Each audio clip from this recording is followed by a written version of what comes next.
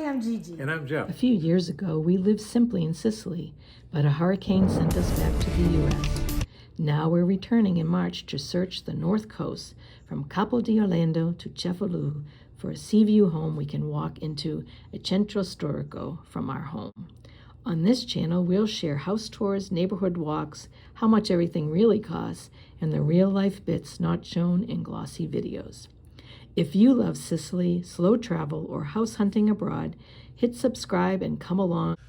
In today's video, we're sharing why we've narrowed our Italian house hunt search down to two regions that we love the most, Sicily and Puglia. We've lived, traveled, and explored both areas, and while Sicily is currently more affordable for our needs, Puglia is still on the list. Last video, we expressed why we love both Puglia and Sicily, specifically Northern Sicily, and in Puglia, the Otranto area in particular.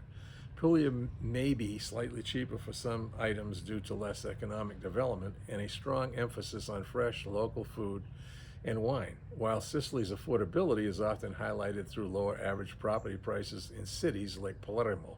Both regions offer excellent value. The housing may be the deciding factor. When we focused on those specific areas, Sicily was less expensive. So if lower property costs are the major factor, Sicily's larger cities like Palermo present a very affordable option. Housing costs we found in Sicily, particularly in its capital Palermo, offers lower property prices, making it appealing for budget-conscious buyers. But in the Otranto region of Puglia, they were very expensive, and sea view property was just out of our price range. So we want to make sure that there are no new surprises for the baggage flight rules. We have in 2025 seen that they are implementing stricter enforcement of the specific carry-on sizes and the personal item policies. So most carry-on sizes right now are 22 by 14 by 9 inches. But you should really check with your own airline to see what their rules and policies are. And they are getting a little bit more stricter about certain power banks and increasing baggage fees. Finding a flight this year has proved more expensive than previous years.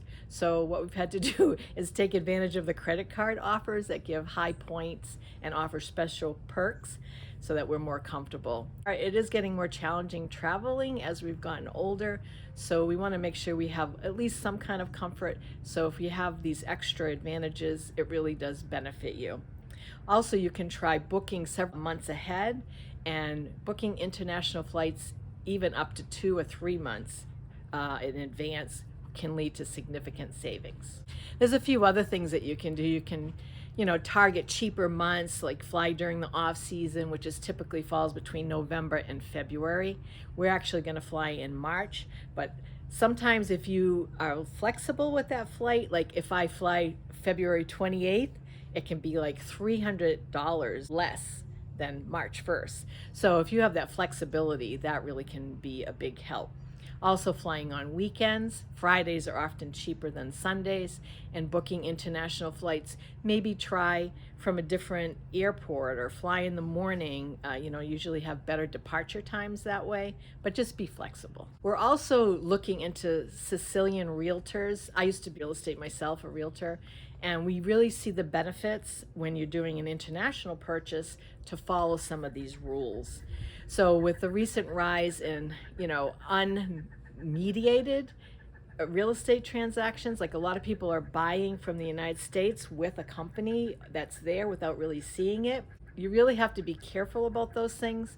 You could get into a problem because the language of the real estate transaction in Italy is very complicated. So we want to always make sure that we have a lawyer that's looking out for our interests, because that's not always the case. What we've done is contacted some YouTubers that we watch that properties for sale in the areas that we want.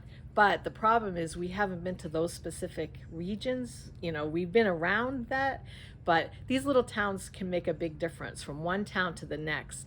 You're gonna find the roads different, the structure of the comune, the structure of the town. They may not have enough things. You just might not like the vibe there.